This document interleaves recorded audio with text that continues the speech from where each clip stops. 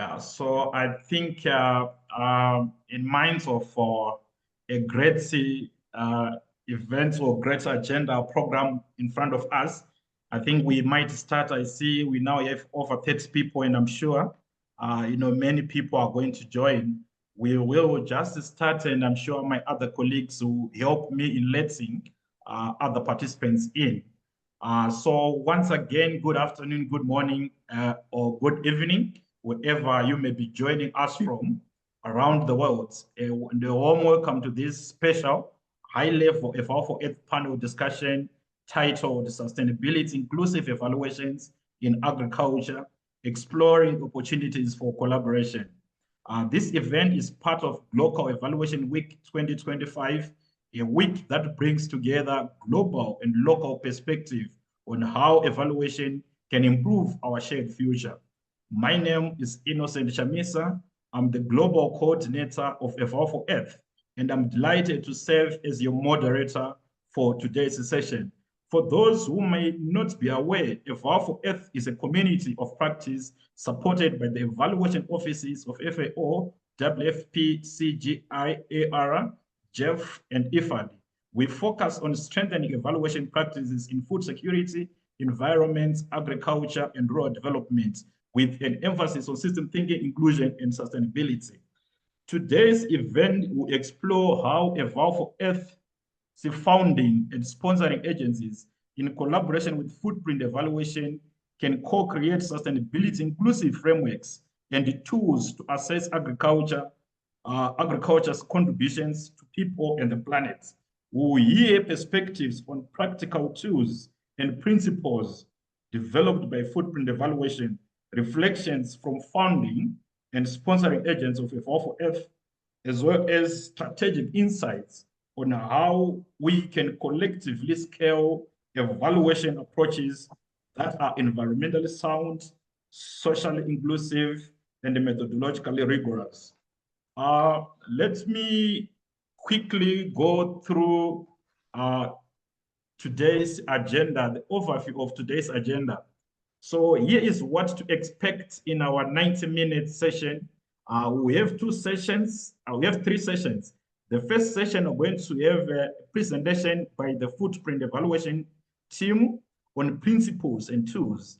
We're also going to then move to the second sessions. We're going to have reflections from EvalforEarth's 5 partner agencies. And then the third session, we have reflections and insights from our rapporteur, and then a panel discussion, and we will open for any questions from the audience or any comments from the audience. Then just before we start, let me quickly highlight some few housekeeping issues. So this session is being recorded and it will be shared afterward. Please remain muted unless given the platform to speak. Use the chat or the Q&A to post your questions at any time. During the question and answer section, you also have an opportunity to raise your hand, and we'll give you the opportunity to make your comments or ask questions. Let's me quickly move on to the first session, footprint evaluation presentation. Let's begin by welcoming, and also I'm going to present our esteemed presenters from the footprint evaluation team. I'll start with Dr. Andy Rowe, who is the former president of the Canadian Evaluation Society and a leading voice in sustainability inclusive evaluation. Welcome, Dr. Andy. We have Dr. Jane Davidson, who is the originator of the evaluation rubrics methodology and recipient of the Paul F. Lazafield Evaluation Theory Award. We are delighted to have you, Dr. Jane, and welcome. Lastly, but not least, we have Dr. Thomas Shianga, evaluation specialist with over 25 years supporting philanthropic and development actors on sustainability and impact. Welcome, Thomas. The three doctors who present the foundational principles, tools, and applied examples from their work and share how these might support agriculture-focused evaluations. Over to you, Dr. Andy, Jane, and Thomas. And please note, you have 15 minutes And we start now. Over to you. Thank you.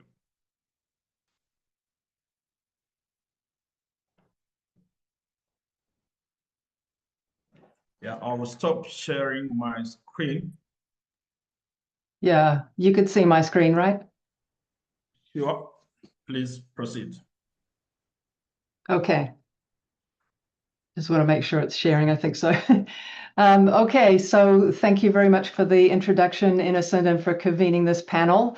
From the footprint evaluation team, we'd like to start by acknowledging that we all live, work, and learn on the traditional and ancestral lands of Indigenous peoples who've lived in kinship with and served as stewards of our lands, water, and air for thousands of years. It's so great to have the opportunity to share with you some of the work we've been doing on footprint. Clearly, a sustainable world requires sustainable agriculture. First, a little bit about footprint. This was established in 2019 by Andy Rowe, Patricia Rogers, Dugan Fraser, and myself. Early on, we worked with a distinguished group of thought partners, including Juha, who's here today, to figure out the right focus, as well as collaborators Kay Stevens and Alice McFarlane. More recently, Tomas Shianka has joined the core team, and he, Andy, and I are leading the movement right now. Over the past 5 years, we've been working in 4 main areas: sharing free tools, materials, and resources to help evaluators and organizations consider sustainability in all of their evaluations and decision-making; working directly with these frontrunner organizational partners to help them infuse sustainability into evaluation and decision-making right across their portfolios; sharing the knowledge with folks like yourselves who are interested to learn, mostly through conferences and webinars, but also some published papers; and grabbing opportunities to support collaborators around us to pass this knowledge along to others so that we can spread the word faster. Here's what we're hoping to do in the next few years, just to give you a heads up. Develop next generation materials such as tools for specific sectors like agriculture, food systems, housing, and transportation. We have some ideas about that to share today. We want to partner with other governments and organizations that want to get serious about making sustainable decisions right across their portfolios. We want to offer learning modules for professionals who want to upskill for the coming demand, and to make a more inclusive, purposeful, and larger scale effort to meet the emerging need for footprint evaluation specialists in multiple sectors, geopolitical regions, and languages. So let's talk about why we're doing all this. Which would you say has done the most harm to marginalized groups? Programs with equity objectives or programs with no equity objectives? The ones with none, right? So you won't be surprised to learn that the worst damage to natural systems comes as a side impact of policies, programs, and industries and other human activity other than environment-focused efforts. When evaluation fails to draw attention to harm, we're actually helping to perpetuate it. This is why it's now routine to consider equity in all evaluations, and that's why the same needs to happen for consideration of the environment. Let me put this another way. When we routinely ignore an important domain of outcomes, we're actually misevaluating policies and programs.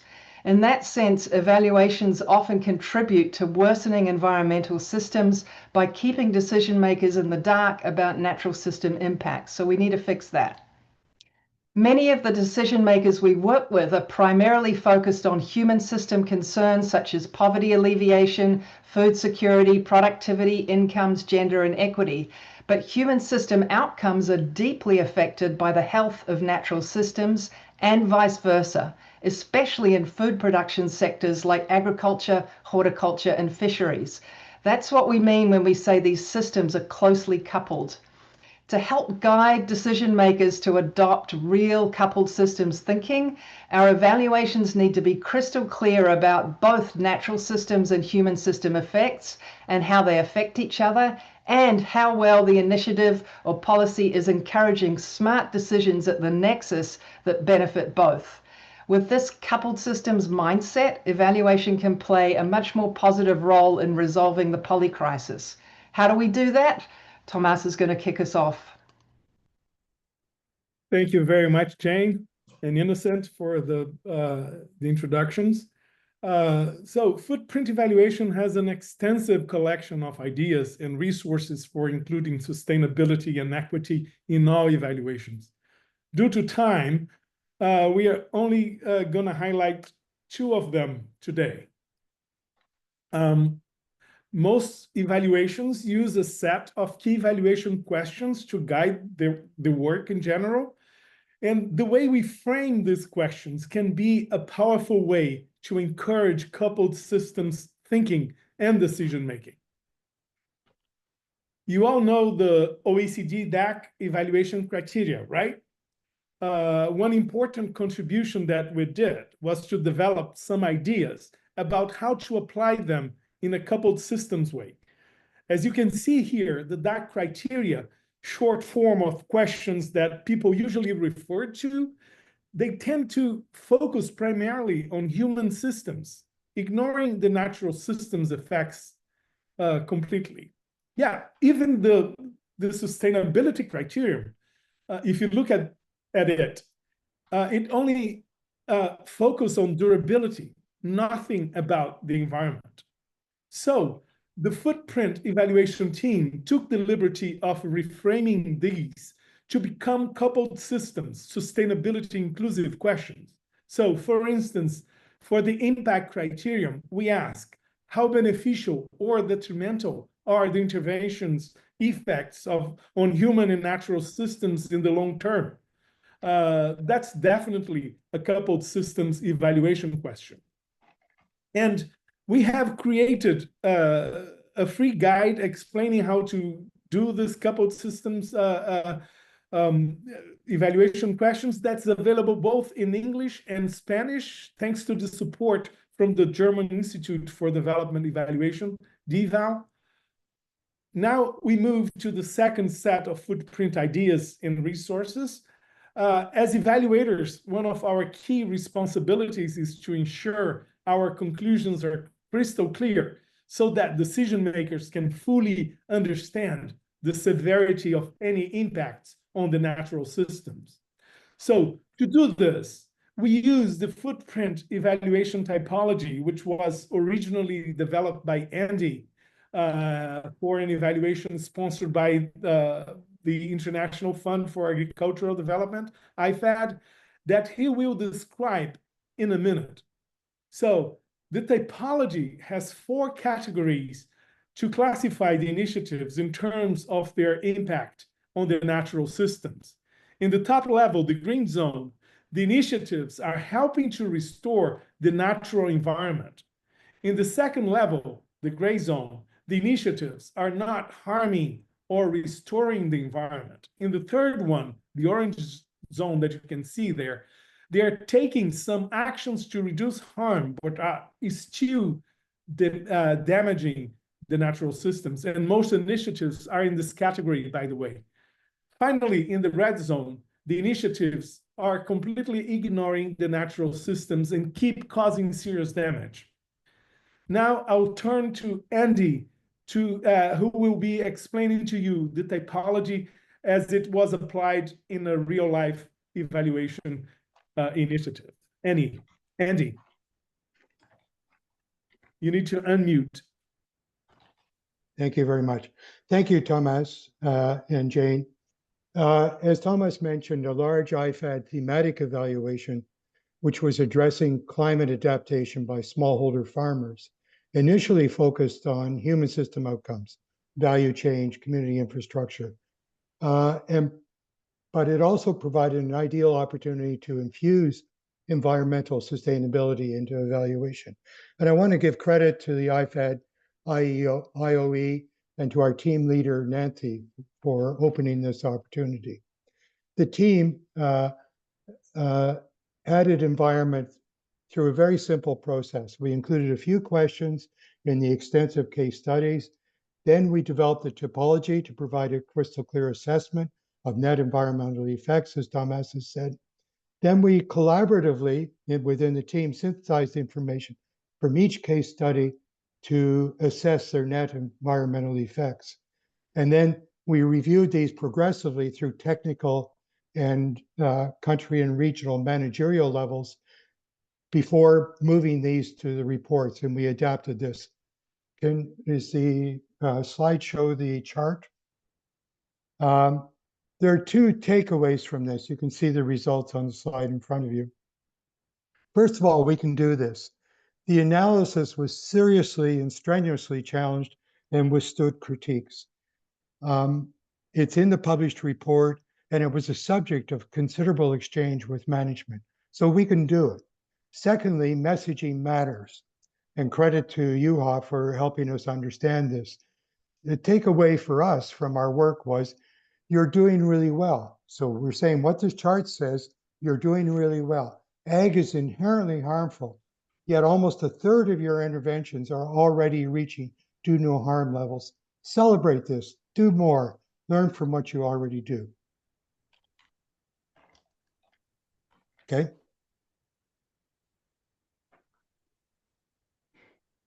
Jane. Okay.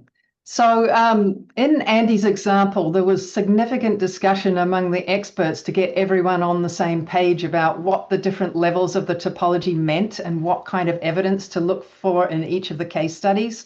But what do you do if you need a much larger number of people to make the ratings, if not all of them have deep expertise and they can't spend a lot of time talking together? One good option is to develop a rubric which can guide practitioners to apply the topology in a consistent way. So to help illustrate this idea, we picked Andy's brain and retrospectively constructed a rubric that mimicked the guidance shared in these conversations among the expert raters.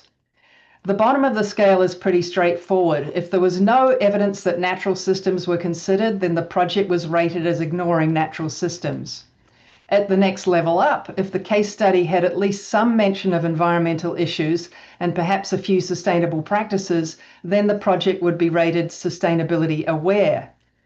If there was evidence of strong sustainable practices, although not quite enough to cause no net harm to natural systems, the rating would be sustainability aware plus. Note the need to clarify what kinds of practices would be essential to justify a rating at this level rather than the one below. At the no net harm level, we would need to see not just the strong sustainable practices at the level below, but also enough important, well-designed offsets to ensure that no net harm was being done to natural systems. And finally, at the top level, we would see all of that, plus other restorative actions that actually left natural systems in better health than they were before. For organizations running evaluations across multiple projects and regions, rubrics can help provide a shared language for assessing sustainability and other things without needing to be prescriptive with things like mandatory indicators, which tend to drive people crazy. We design them together to mimic how experts would consider the evidence. That makes them great trainer wheels for others to make better evaluative judgments. With the right training and guidance, they help ensure good inter-rater reliability, and they make it easier to draw insights from across multiple different projects. Here's an interesting extension of the idea that we can use to help decision makers engaged in more coupled systems thinking and looking for win-win solutions. How about we rate each project on both natural system and human system effects using something like this coupled systems matrix that we developed? For example, if you had 20 projects, you could position each one on the matrix to show how well it was helping both people and the environment. Tools like this can provide an easy to understand snapshot as well as light bulb moments for decision makers about looking for win-win approaches. Okay, back to Andy, who's going to close us out. Getting sustainability inclusive evaluation to happen isn't just about showing evaluators how to do it. It's about systems change. And through our work with front-runner organizations incorporating environment into all evaluation, we have learned and together demonstrated that we can do this. The 4 organizations sharing this session are hugely influential in food systems and agriculture. You have tremendous knowledge, you're highly regarded, you are global leaders. So what you do, others will learn and use. So let's do this with food systems.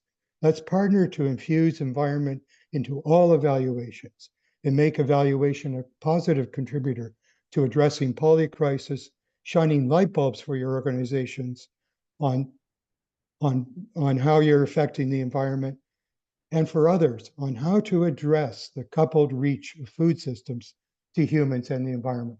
Go to the next slide, please.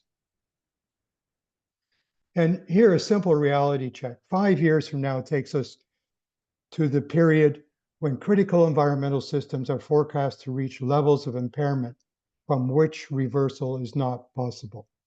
Business as usual evaluation waiting 5 to 7 years for evaluation reports takes us past 2030. We need evaluative thinking approaches that can be readily applied in all evaluative work, including during design of interventions and in early supervision missions, so we can credibly anticipate adverse environmental effects when something can still be done about them. Now, I'm an economist, and so genetically and personally, I'm not known as an optimistic person, but I'm convinced that we can do this. We're already moving. Important food system technical and practical guidance is already provided by the agencies participating today. And clearly participating in this section is an important statement of concern. Footprint and our partners and others have shown that succinct, credible evaluation assessments of environmental effects are both feasible and technically possible. This is no longer a lonely pursuit. Footprint evaluation, Blue Marble evaluation, DPME in South Africa, concerned countries as Colombia and Costa Rica are showing that sustainability inclusive can be undertaken without blowing the budget or timelines. Collectively, those in this room can make evaluation useful for environmentally sustainable food systems. Back to you, Jane. So we just wanted to flash up a few resources. If you go to footprintevaluation.com, you'll be able to see a bunch of free resources that you can download and take a look. Some of them are available in Spanish, all of them are available in English. And for those of you interested in rubrics methodology, there are several resources here as well. So thank you very much for listening, and I'm going to hand back to Innocent. Thank you so much, Dr. Enti, Thomas, and Jane. We were just right on time. But now let's move on to the second session of the day, where we're going to hear from EvalforEarth founding and sponsoring agencies. That is FAO, CGIAR, WFP, the JEF, and IFAD.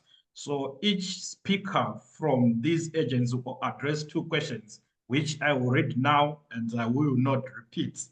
The first question: which sustainability inclusive frameworks and tools would be most useful to your agents? The first question, I repeat: which sustainability inclusive framework and tools would be most useful to your agents? Then the second question: what ideas do you have for collaboratively funding and developing these resources in ways that foster capacity and scalable impact? I take that question again. What ideas do you have for collaboratively funding and developing these resources in ways that foster capacity and scalable impact?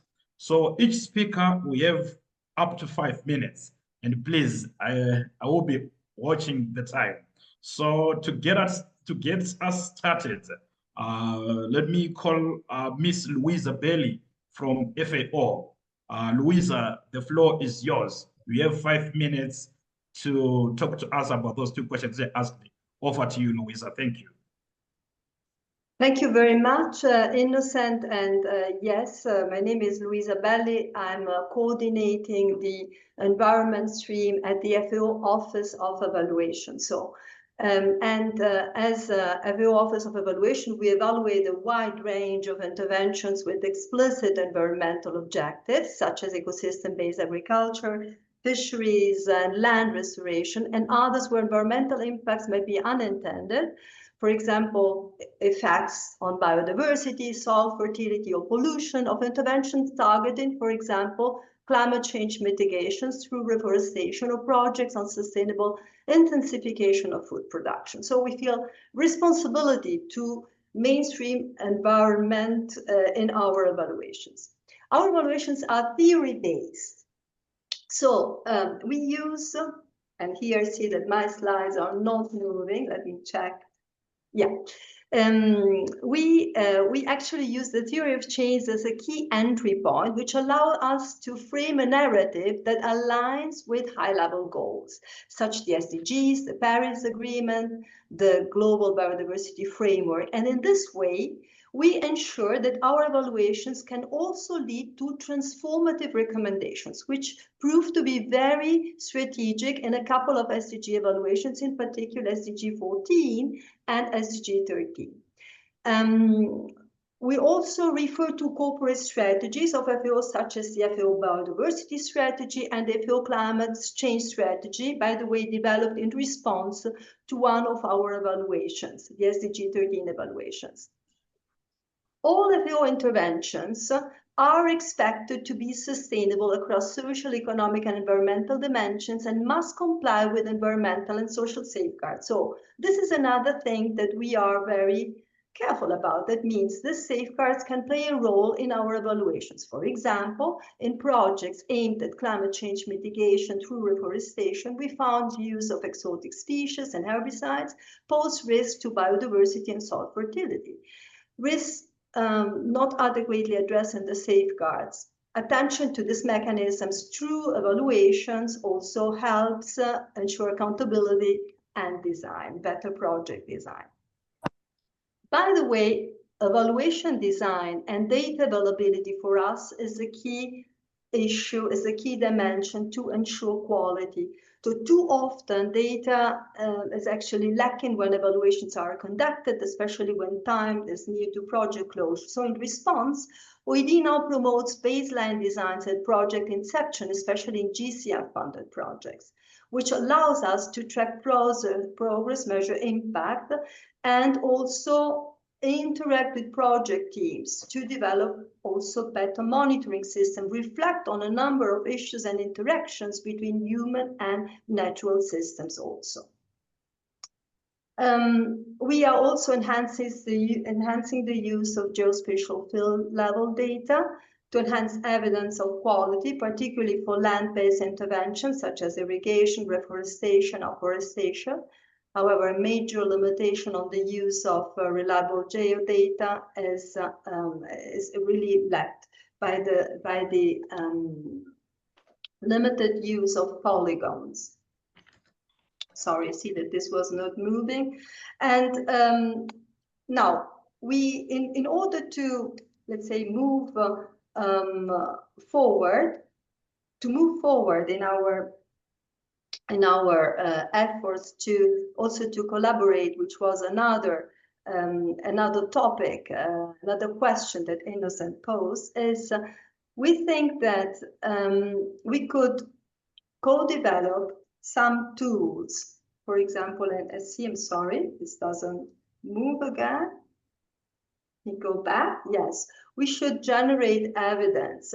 And generate evidence in particular to address links between environmental and social dimensions. We have at FAO interventions that are a critical also way to pilot this, a critical way to pilot what we could also do and understand together. So for example, another interventions like indigenous peoples' biocentric restorations, for example, that FAO is just starting, represent one of this opportunity. So we could also use tools that FAO and IFAD are supporting, like ABC maps, which are platforms developing measurements on biodiversity, or platforms that rely on geospatial data that are centered on restoration. In conclusion, sustainability inclusive evaluations is not just about better tools, it's also about building shared understanding, aligning timing and data, co-constructing evaluation narratives through theory of changes, and reflect on the depth of the transformation we aim to support. Thank you. Thank you so much, Louisa. And I've just been reminded that I forgot to introduce you, Louisa. Maybe I was now just getting interested to know more from you. Louisa Belli is the coordinator of the Environment Workstream at FAO Office of Evaluation. Now I will move on to the next speaker from Jeff, who is Mr. Fabrizio Feloni, who is the Chief Evaluation Officer, Deputy Director of the Independent Evaluation Office of the JEF. Fabrizio, the same two questions. We have 5 minutes. The floor is yours. Thank you. Thank you very much to you. I hope you can hear me, and I hope you also can see what is on the screen. So I will not do a classical presentation. We can see it. Probably, maybe you can try to put the slides on the presentation mode. Yeah. It doesn't seem to work, so let's continue. So it's fine. I think we can proceed. Yeah. I think we can do so. So anyway, what I wanted to do in my talk is to just think of a few items we can agree all about. So first of all, if we want to embed environmental consideration in the sustainability in all evaluations, there's a few things that we can do, all agree and do relatively simply. One is that whenever we have an evaluation that is on agricultural rural development program, then we should have environment sustainability standard questions or criteria in the evaluation. That's what, for example, is done by IFAD, where I used to work before joining JEF. And that's what you also mentioned, evaluation, thematic evaluation done by IFAD. So that's a concrete thing that we can do, just include it as a standard question. And on the other hand, and now I see it from my current perspective of JEF has an entry point on environment and climate change. So the reverse is also true. So whenever you look at an environmental intervention, then it's very important to look at aspect of socioeconomic sustainability. Yeah? That's very important. And it's important to conceptualize the nexus between the two. And think that many interventions in rural development and environment are in fact polyfunctional. And I will have a few words on this later in the slide. This slide here is not meant to scare the audience, although this might be an unwanted outcome, but it's just an example of a very simple example of a conceptual framework that helps understand the nexus between an intervention that is on environment, for example, protecting biodiversity, and the results that socioeconomic results that it can generate, for example, opportunities for income generation, income diversification, improved health. And these effects can feed back into the environmental sustainability by generating incentives for people, for a community, for example, to protect resources. Once they see that protecting the resources generates further opportunities, socioeconomic opportunities and benefits, then there is a feedback loop which generates then incentives into protecting the resources. So people feel motivated, even further motivated to protect resources. That's an example of what we can do in evaluation. So not just include question and criteria, which is the first entry point, but then having a clear sense of how the effects are generated from protecting resources or from developing rural development, local development, then create incentives to protect resources. It's very important to conceptualize. This is a simple example. We can have other examples. And then I think it's also important when we consider dimension of sustainability to look at several aspects and see them as a little bit in the blue marble fashion as a dynamic adaptation to a changing system. And so it's very important to look at policy aspect, economic and financial aspect, environmental, climate aspect, technicals aspect, but also social inclusion and cultural aspect, because natural resources can have an important cultural, religious value. Before, one of the speakers was talking about indigenous communities, and for indigenous communities, for example, forests have a cultural and religious value, which needs to be taken into a picture when we look at the sustainability of an intervention.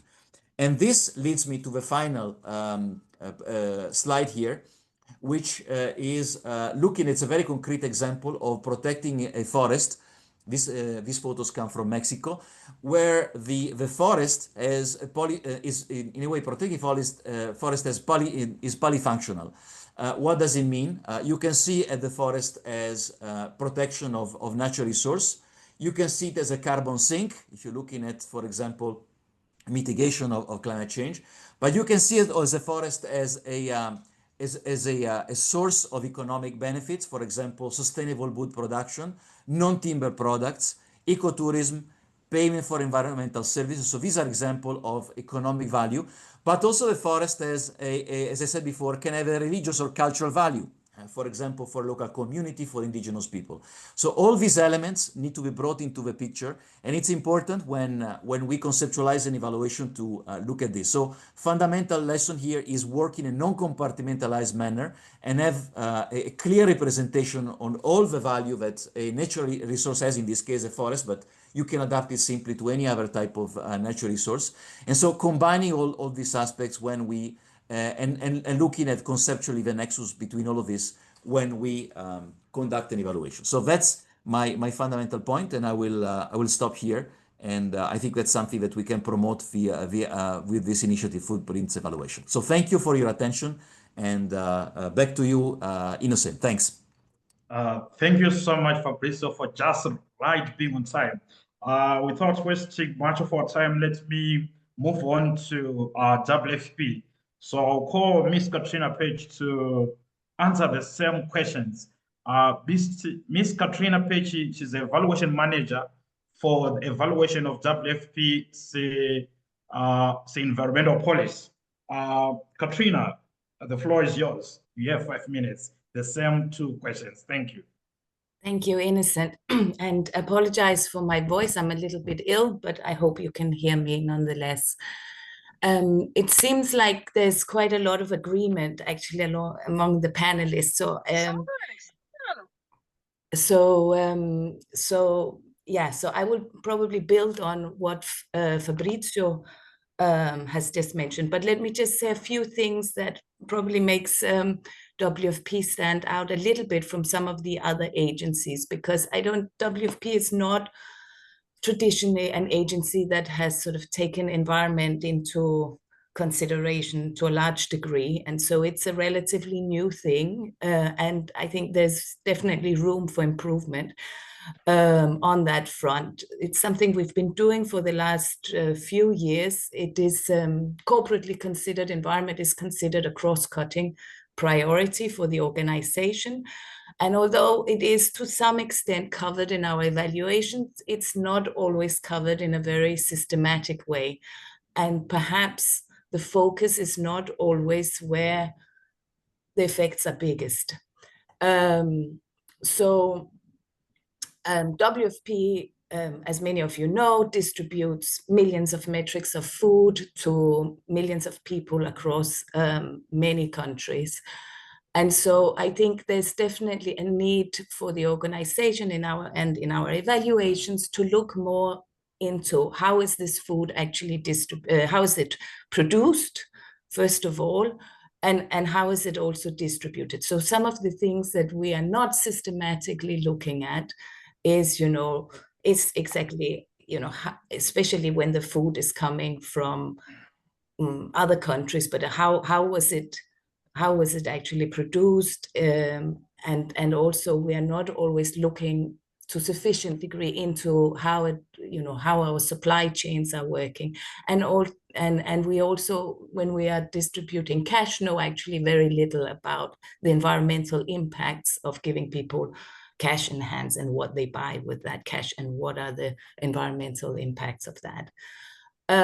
So what we do tend to look at is like in more small scale, specific project activities, introduction of drought resistant grains, projects which have more a specific climate component, and those sort of things. And that means that we don't necessarily, as I started by saying, look at it in a particularly systematic way. So I think, you know, a good proposal is to start with the OECD DAC criteria. It's also something that it's a quick win. It's not so difficult to adapt your evaluation questions to look and integrate environmental concerns into the questions. And then I think the coupled rubric analysis is an excellent tool for exactly ensuring that you are not just looking at the effects of the program on people, which can lead to a positive bias, but also looking at the effects on the environment.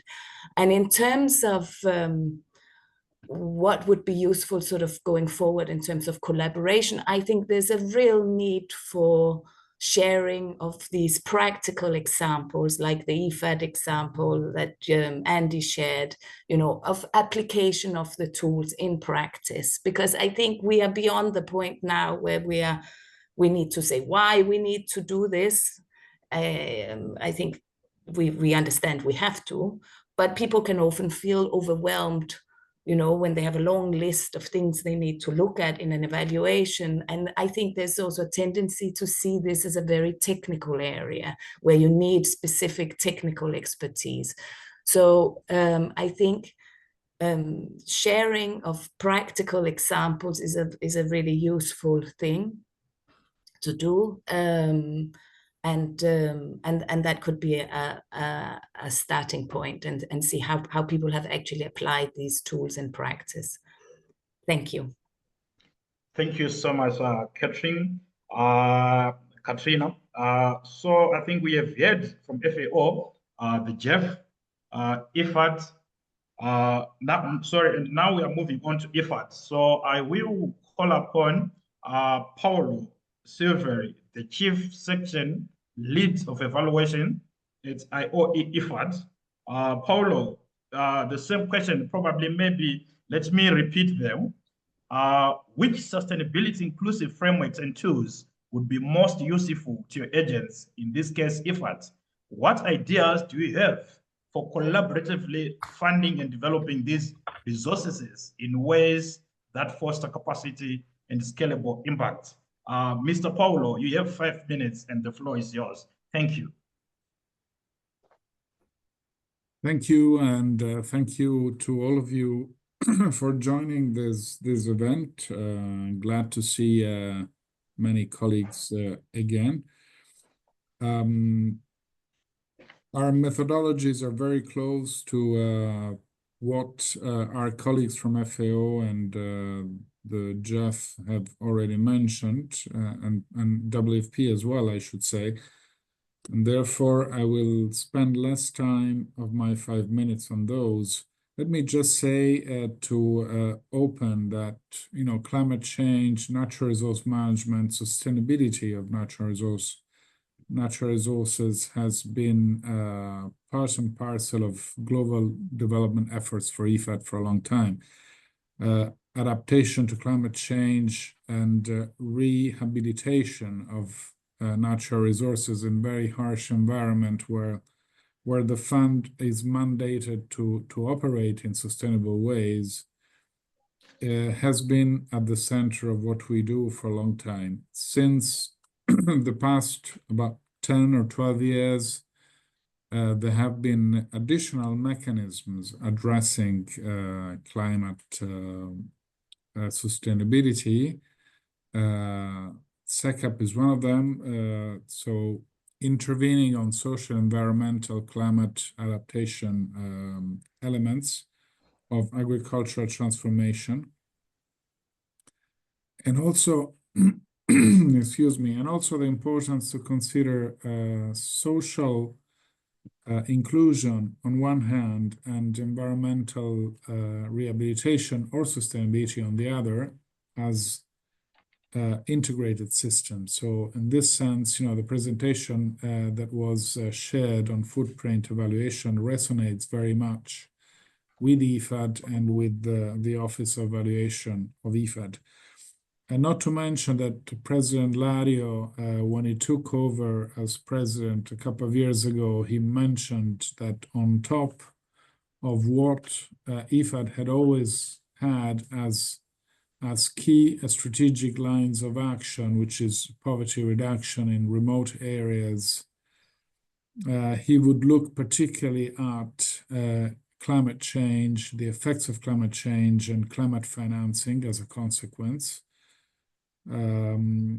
The attention to fragile situations, which brings us closer to WFP in our operations in many cases, and a collaboration with the private sector. So these three areas have added to IFAD's traditional areas of concern: private sector, fragile context, and climate action and financing. So for all these elements, we are centrally concerned with what has been presented today. We should add also the Food Systems Summit and the follow-up decisions that were made, which brings the response to the need to transform food systems in an environmentally sustainable way and healthy for people. These actions are being translated into action plans at national level. And this brings me to your questions. And in terms of methodologies and ideas, methodologies and tools are common. IFAD uses mixed methodology, integrating new technologies. GIS has been mentioned, geospatial tools have been mentioned. AI is obvious, it goes with all of us in terms of databases and data processing. We could add from IFAD that we maintain the centrality of independence to the evaluation within the evaluation function within IFAD, because besides and beyond specific tools and methodologies, independence is key to evaluation credibility for our donor countries and member states. On the second questions, I would suggest a broad-based approach to funding. The knowledge sharing idea is certainly a good one, but we should use the same sharing and broad-based networking also for financing. So going beyond public agencies that already cooperate and including, the private sector, the civil society organizations, public development banks, being more creative in terms of mobilizing resources to ensure that evaluation can be attentive to both the human and environmental elements. And last but not least, the national dimension of all this. Therefore, all this is very nice in debates, but unless it lands at national level, as much as for food system transformation, evaluation as well needs to be incorporated by national systems, and the national level is what makes a difference in the end. Thank you. I think my 5 minutes are up, but I'm open to questions. Thank you very much. Thank you so much, Paulo. You were also just right on time. So having heard from FAO, the GEF, WFP, IFAD, I now move on to my host, CGIAR, where I will call upon Ms. Svetlana, who is the lead evaluation function, independent advisory and evaluation service at CGIAR. Ms. Svetlana, you have 5 minutes, the same 2 questions, and the floor is yours. Thank you. Thank you, Innocent. Thank you, colleagues. Nice to see everybody, for some familiar faces. Can you hear me? Please, sure, we can hear you loud and clear. Please proceed. Okay, great. I'm trying to share, and the slides have been not my best friends in general, in the gLOCAL as well. But I will start by, while it's happening, you see that, right? Yeah, something is coping. Yeah, it's coping. So I work for CGIAR, which is a consortium of agricultural research and development centers. And Do you see it now? And I am also based in Rome, like. Sorry, Svetlana, sorry. I don't know if it's only me. I'm still seeing a black empty screen. I don't know if others are able to see your screen. No. I don't see it either. Listen. So maybe you might want to close and then try to reshare it. Okay.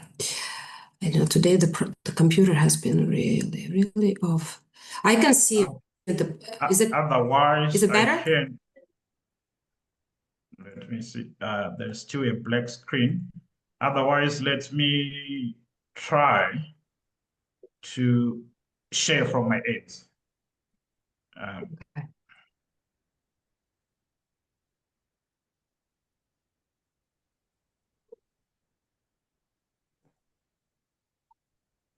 Sorry about that.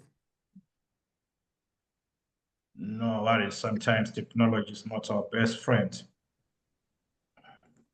No, today's been, I think the world is overloaded with gLOCAL events. Yeah, so maybe you can stop sharing, Svetlana, and I'll try to share from my end. I'm trying, and it's freezing on me as well, unfortunately. Sorry, Okay. I did not expect this. I mean, I cannot literally, when I click stop sharing, it doesn't do anything. It's freezing. But maybe I'll continue while if you pick it up. So I work for CGIAR, is a consortium of agricultural research for development organizations. And once we have a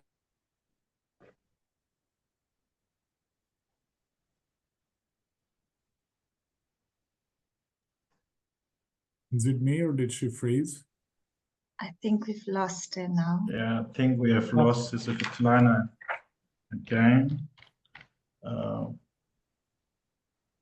And it is a loss. Yeah. Unfortunately, it seems as if we have lost Svetlana, but because of time, maybe we might proceed, and then maybe she can come back again. Let's see if she's still there. Right, let me just double check if she's there. If not, we will proceed with the program. Sorry for this technical glitch. Sometimes technology does this. So it seems as if she's being put out of the meeting, but no problem. We'll see if she can maybe share with us later on. So let me just take this opportunity to thank the footprint evaluation team, and also to thank the representatives from the evaluation offices of EvalforEarth, which are the founding and the sponsoring agencies. We have heard from FAO, the GEF, WFP, IFAD, and quite unfortunately, I'm sure CGIAR, she will be able to come back again. So maybe at this juncture, my job today as the facilitator, I'm also being facilitated, I'm also being helped by a great rapporteur, Dr. Juha Uiito. So at this moment, I will pass it over to him, who is going to help us distill and contextualize what we have heard. What we are honored to welcome our session rapporteur, Dr. Juha, who is the former director of the Independent Evaluation Office of the GEF and a visiting scholar at the Environmental Law Institute. Dr. Juha will now share a synthesis of key insights and key reflections from the presentations which you've heard from the footprint evaluation and then from the founding and sponsoring agencies of EvalforEarth. He's also going to share some suggestions for implementation and critical questions to consider. Dr. Juha, over to you. You have 10 minutes, and then from here, we'll then open the floor for questions and answers. So the floor is over to you, Dr. Juha. The floor is yours, please. Thank you, Innocent. And you are just adding to my responsibilities. I mean, critical synthesis and all of that stuff, it may be a little bit difficult here, but I'll share some of my impressions of this very interesting session that we've had, and I think this is an extremely important topic, obviously. The speakers, starting with the footprint evaluation team, have made a very compelling case that we need to consider both human and natural systems, that we have to consider both what happens to people and what happens to nature in our evaluations.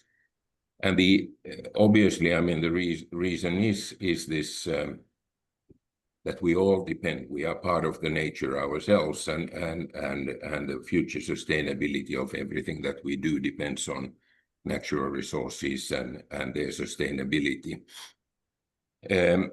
The agriculture is obviously one of the main drivers of environmental change.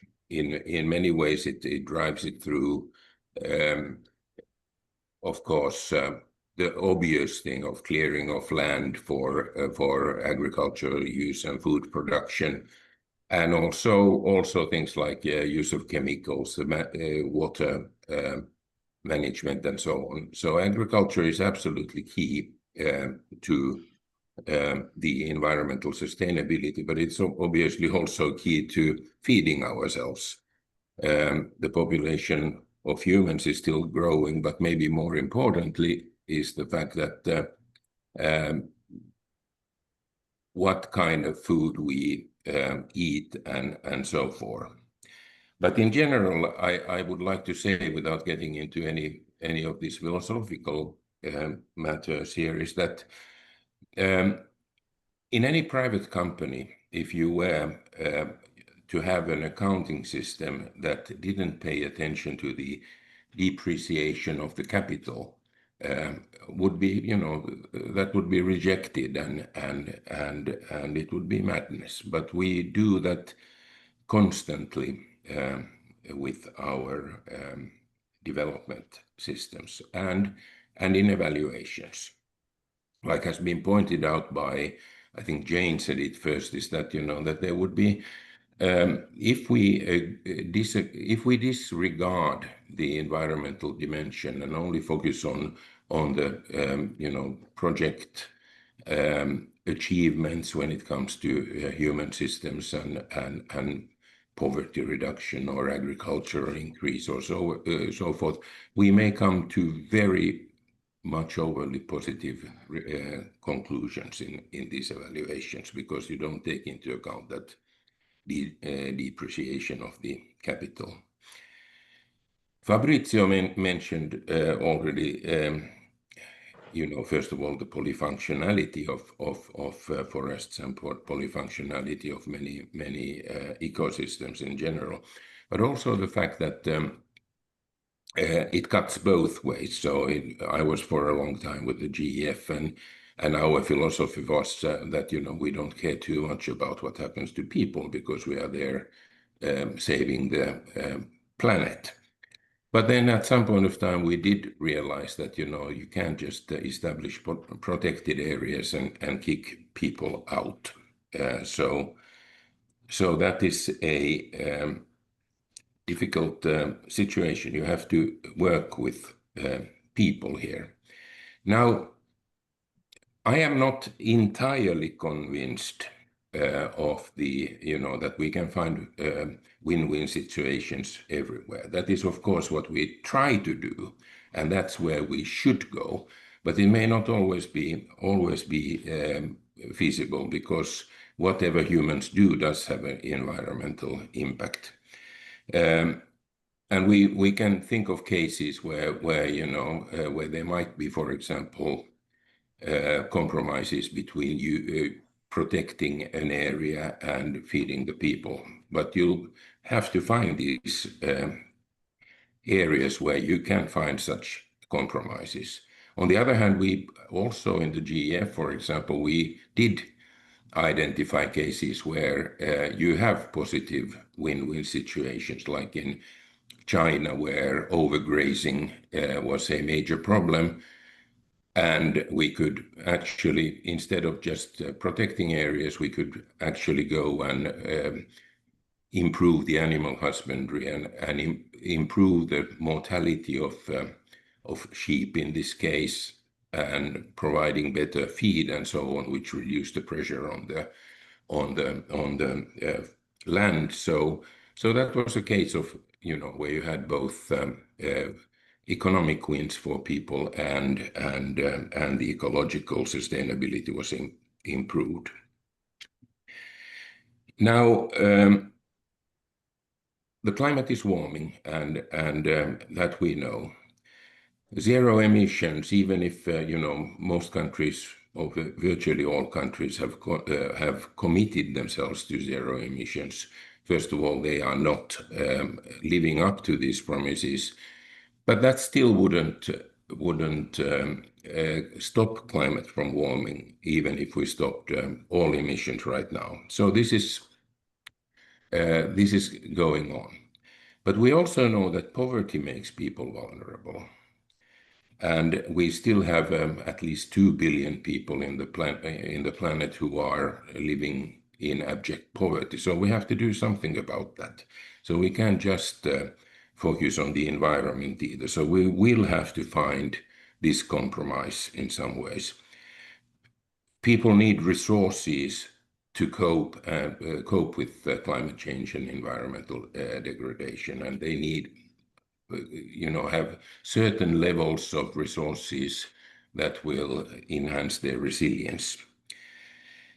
So in that sense, I would say that we need smart development instead of just pure growth. We have concepts like Kate Raworth's donut economics and so on, which are very attractive, but they also do require certain efforts of redistribution, which in today's world may be challenging, I'd put it this way.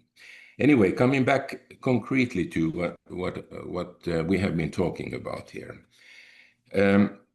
I think the starting point with the DAC evaluation criteria is very good idea, because they are so, you know, they, as imperfect as they are also very well known. But that you add these questions systematically that cover then what happens to the environment is very important, I think. I like very much the rubrics notion, because it's very clear. It's also extremely illustrative in how you, or visual in how you can deal with it, and it's kind of easier anyway than to start collecting a huge number of new indicators, because I know that all the evaluators are not only evaluators, but also program proponents are also always worried about increased evaluation burdens and monitoring and evaluation burdens. So we have to make it easier. And I think that it's a matter of mindset in many ways. Luisa mentioned that we have to have a shared understanding of these issues, and I think that's extremely important. And the rubrics thinking can really, you know, help us to move to that direction. The evaluation, I believe, can really, you know, we shouldn't overplay the role of evaluation. We are not going to change the world, but I think that evaluation can actually raise awareness, and it can change the way people think if we point out some of these issues. And again, like Andy referred to, that I had mentioned earlier to him, that, you know, that I very much believe in positive reinforcement, that it's good to tell people what they are doing right and where they can improve their performance, and building upon the successes rather than hammering them with with negative findings. The footprint also calls for crystal clear conclusions, and I think that's very, very important also. And we have to explain to decision makers then, in the spirit that there may be cases where there are not only win-win situations available, but where they need some compromises or strategic thinking of how to deal with these trade-offs. Is that, we have to, as evaluators, we have to point out what the choices are and what the choices mean, what are the long-term consequences about it. And this whole thing, of course, goes then beyond that, the traditional approach of just evaluating against the project's internal logic or whatever. We have to have a broader and longer term look on these issues. And like Andy also said, we have to come earlier. So we can't just wait, whether there's going to be a sudden drop in something, in 5 years' time. I don't know. I mean, it may be, but maybe it's just a degrading slope going down. But anyway, the later we come in, the less we can influence. So the earlier we come in, the better it is in many ways. But still, of course, we have to have evidence. And finally, my final point is that, I, like Katriina was saying, that this the footprint evaluation has gone into concrete cases with Colombia, with Canada, with other places here, and working with Deval and Global Canada. So that's extremely important, because then we can learn from these cases and we can disseminate through EvalforEarth and by our, not all means possible here. So I think I overstepped my time by a couple of minutes, so I'll stop it here. Thank you. Okay, thank you so much, Dr. Juha, for those reflections, comments, and key takeaways. I think we have almost 20 minutes where we can maybe take some reflections, some comments, some questions from the audience. So I'm sure that we have quite a lot of questions from the chat. I was taking notes, and I'm sure maybe some of you still would want to make some interventions. And I also take notes that some of you, when we were registering, you also submitted some questions. But because of time, probably will not be able to answer all your questions today. But we will be reaching out to the panelists and then try to answer all your questions in writing. So for now, let me maybe start by some questions from the panel, from the participants. I think the first one was from Timmy Leslie, who said he's in London. He has a question: do we have any advice for evaluators who would like to adopt a footprint evaluation but are concerned about the lack of genuine interest in environmental concerns and the risk that environment-related evaluation findings and recommendations may not be used? I think this is to the footprint evaluation team. I hope you have heard the question, Dr. Jane, Thomas, and Andy. But let me maybe, before you come to answer this question, I see Svitlana is back. Svitlana, maybe I can just give you 2 minutes, maybe to say what you wanted to say from CGIAR side on those 2 questions which I asked the other agencies. So Svitlana, just 2 minutes. Then from there, we'll go to the footprint evaluation. We can address this question which I just asked. So thank you, Svitlana, over to you, just 2 minutes. Thank you, colleagues, and I profusely apologize. I don't even know when I lost you already. But what I was saying is that in the portfolio of CGIAR and the work we do through the centers, through the research centers, it is really difficult not to consider natural systems when the fish are being bred, when the maize is being bred, and potatoes, and as such. So with Science We Can is our logo and motto. And we also relied on using OECD criteria. We integrated it and developed a new criterion, equality of science. And that helps us really highlight the nuances of the work that CGIAR does in the continuum of research for development. And we issued a guidance to help, first of all, ourselves, of course, to specifically address, how, what is the quality of science and dimensions within the quality of science were research, inputs, management and outputs. So we offer it to the world.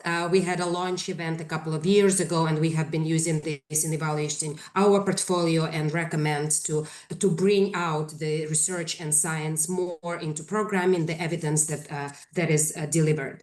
And I shared a couple of links where you can ask me for questions, and I'm happy to be here today with all the colleagues. Thank you. Thank you so much, Svetlana. So now over to our colleagues of the footprint evaluation maybe to talk about that first question. Thank you. Maybe I could take this great question from Tim, and thank you so much for asking it, Tim.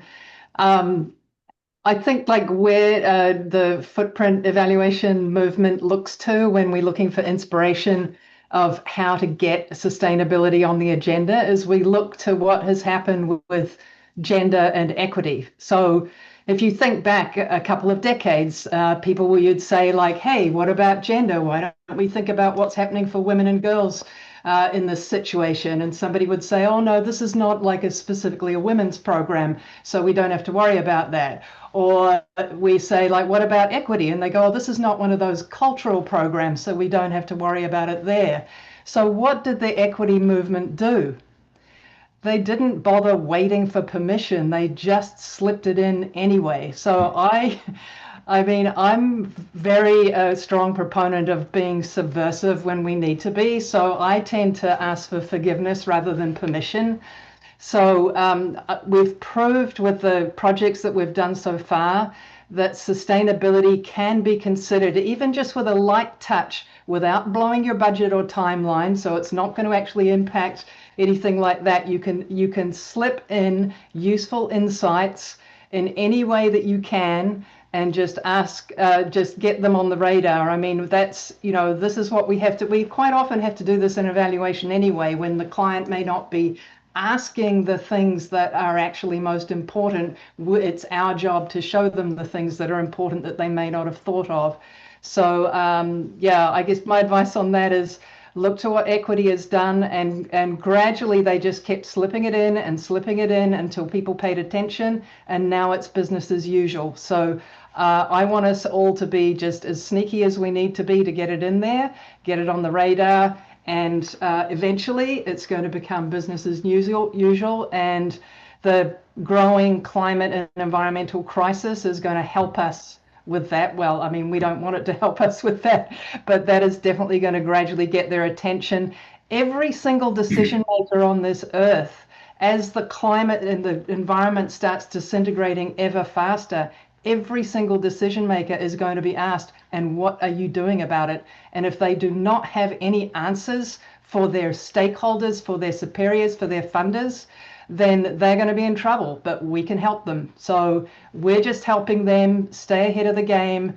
Even if their stakeholders aren't asking for this, we're giving them the information that they're going to need to respond to it. Thank you so much, Dr. Jane, for that additional clarification. I will read two questions, one from Dick Tinsley, who says, how does the continuous increase in global population, putting more and more pressure on the agriculture food system, requiring more and more external inputs, impacts on environmental sustainability?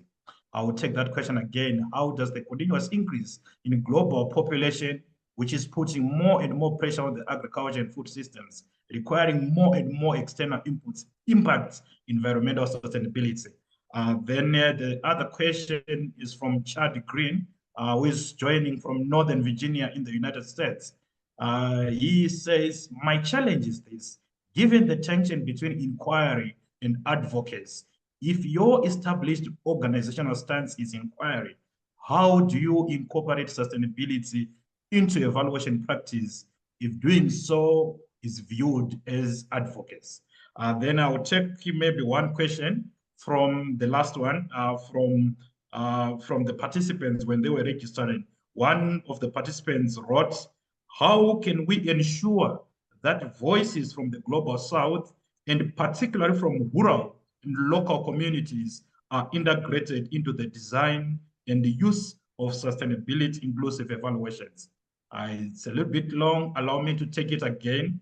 How can we ensure that voices from the Global South, and particularly from rural and local communities, are integrated into the design and use of sustainability inclusive evaluations? I think here the issue of power dynamics, participation, and localization of evidence. So maybe with these three questions, if you can maybe try to be brief, and maybe we can take one last round of questions. And participants, in case there are any other people with questions, please just write them in the chat. We will try to address them today, if not later after the session. So the floor is open to you, the panelists. I do not know who would want to start. Maybe I can start, Innocent. Maybe I can take the first question. Thank you, Louisa. Please go ahead.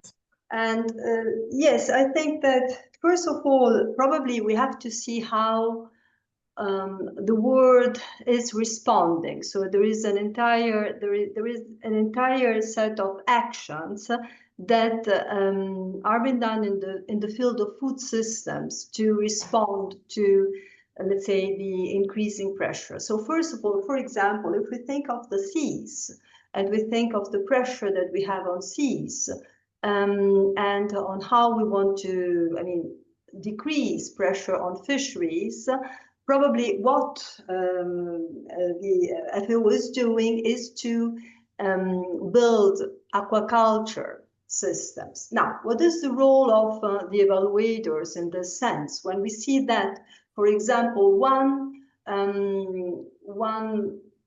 approach and one intervention is replacing another, we have to make sure that whatever is introduced is actually entails all criteria for sustainability that it should entail. Now, in this sense, when we conducted the evaluation of SDG 14, we checked very carefully on the sustainability criteria of FAO's new efforts on aquaculture, and that were, in any case, quite good in terms of trying to ensure sustainability. But we made some suggestions to further increase that. And I think we should always be very carefully watching on this compensations, on one, let's say, solutions to compensate and to intensify food production, for example.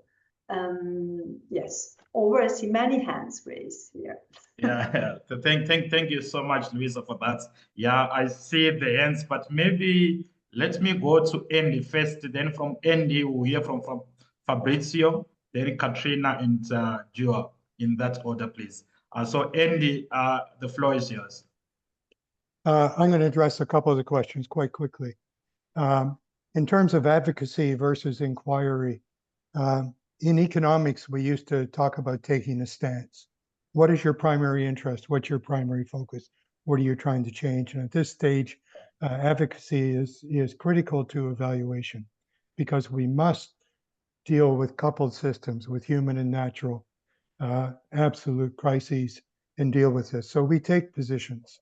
The time for the concept of pure inquiry isn't here right now. We need something else. In terms of the tension, Juha's referred to it, but also questions about the nutrient levels and agricultural production, et cetera, and how are we going to deal with population increase. It brings to mind an evaluation I did of local managed marine areas in the Pacific about 10 years ago. And I was in a small coastal community in Fiji. And I asked the community nurse, what difference is this protection of reefs and related stuff that brought to you? And she said, it used to take us 6 hours to fill our tables. It now takes us 2 hours to fill the tables. I don't need any more data than that. That tells me the impacts. It tells me that the intervention is efficacious. We just have to learn from how it does it. And we don't need deep learning from that. We need the voices from the communities and the various interests in the communities to come forward. And that's the final point I have, is that about bringing forward the voices in the communities. What we need to do as evaluators that we rarely do is include these voices in our design, in our approach. Too often they're just treated as information sources or stakeholders. We need to bring them in right on from the early stages. And who is it that's there in the communities and is involved in the early stages? It's not evaluators. It's the designers of the intervention, and then it's the early supervision missions. They're there. They just have to start asking these evaluative questions about coupled systems and giving the interventions early warning of potential harm and suggesting and facilitating adaptation of the intervention. So we're there, we're doing it. Evaluation is reluctant to go there, but there are others there, and that's who we should be working with. So thank you, Dr. Andy. Now we have 5 minutes left. So maybe Fabrizio, just briefly, and then Katrina and Juha. Briefly, if you can take a minute, please. Thank you. Yes, I can, because Andy Rao has made my intervention much easier. And in fact, I just as he said, I would just like to add, as evaluators, we need to conceptualize the socioeconomic effects of environmental intervention. Now I see it from the Jeff perspective. And one of the slides that was presenting, the one which looked a little bit complicated, was just trying to say that, looking at both the beneficial but also the short-term, hopefully short-term detrimental effect that environmental protection can cause. And that's fundamentally important, because without that, we have an issue of social non-sustainability of intervention. So the two aspects and the nexus, nature and environment, needs to be looked at together, whether we look at it from a perspective of rural development or we look at it from the perspective of environmental protection. Thank you so much. Over. Thank you.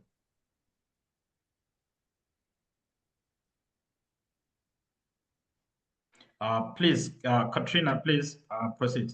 Just Okay. 1 minute. Yeah, just very quickly, I just wanted to build also on what Andy said about the importance of advocacy and evaluation, but also you can also see, I mean, which I totally agree with, but you can also see it from a different perspective of the importance of also capturing the unintended effects. And so this is something we have to do, whether we talk about advocacy or not. So if you're having problems with using sort of more advocacy type language, you can also just use this issue of the unintended effects. Thank you. Thanks a lot, Katri, for those interventions. And over to you, Dr. Juha. Thanks very much. I have very little left to say, because I agree with everybody said before. But maybe one thing is that agriculture is so intertwined with everything, and just drop one figure here, is that that there are 3 commodities, agricultural commodities, that stand for cause 80% of tropical deforestation, and of course beef is one of them, but the other ones are palm oil and soybeans, and so the soybeans that some of us put into our tofu, they are not the problem here, but again, it's largely because we are using those for feeding cattle. But anyway, so the point here is that I think that a new term to introduce now is policy coherence. So that's where we can also make a contribution, is to look into projects and programs and policies and see that, you know, that the environmental types, like we are now doing, we are mostly correcting mistakes and correcting problems caused by other so-called productive sectors. So if we can induce into these systems much more policy coherence somehow, and looking into the connections and the unintended consequences and so on, and bring them forth to decision makers, I think we are doing them a favor. Thank you, and the world a favor. Thanks.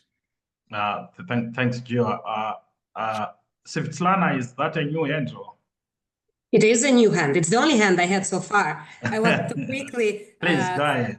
Quickly support and agree with colleagues, and something that I should have mentioned earlier when in my 5-minute intervention plan was exactly that, the coherence and the merger and the nexus of science, research, and development. And advocacy, of course, advocating with inquiry is possible. Feminist evaluation approaches have been doing this. You know, that's the premise of feminist evaluation, for example. So that would be one to start with. And in our context in particular, for example, we actually advocate through recommendations, of course, like all of us do, I'm sure. But one of the very important recommendations that would address Katrina's comment as well is to actually have more social scientists. Because when we talk about science, you know, and research, it's not necessarily just social science. There's biophysical sciences, and those professionals and experts in those fields might not be necessarily trained to think about socioeconomic effects of their work. So in that way, advocacy would work. It works very well with recommendations. And of course, the existence of organizational frameworks helps all of us. I think we can agree as evaluators, when you hold somebody accountable for something, it's easier when there are frameworks and policies in place. I'll stop. Thank you. Thank you so much, Svetlana, for those additional comments. And let me also take this opportunity to thank you all, you know, the speakers, you know, our panelists and the participants for engaging in forward-looking conversation. Your insights today have not only deepened our understanding, but also inspired concrete action. As we wrap up here, a few key takeaways from my end, and I'm sure these are not, you know, all the key takeaways. Sorry, we were reminded that evaluation. Adekina, may you please mute Adekina Yenan? So thank you. We were reminded that evaluations ignoring natural systems are incomplete to be valid and useful, especially in agriculture. They must account for both environments and human outcomes, which are deeply interlinked.